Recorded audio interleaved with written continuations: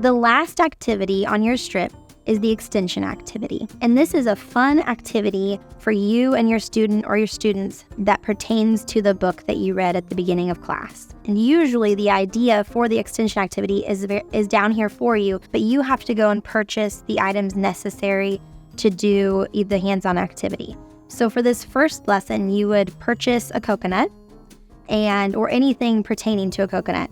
Right now, coconuts are not necessarily in season, so if that's the case for you, you could go buy coconut milk, dried coconut pieces, just anything that would help the students to get a feel for a real coconut. You can have them feel it, describe it. You can write words on the board or on a little dry erase board.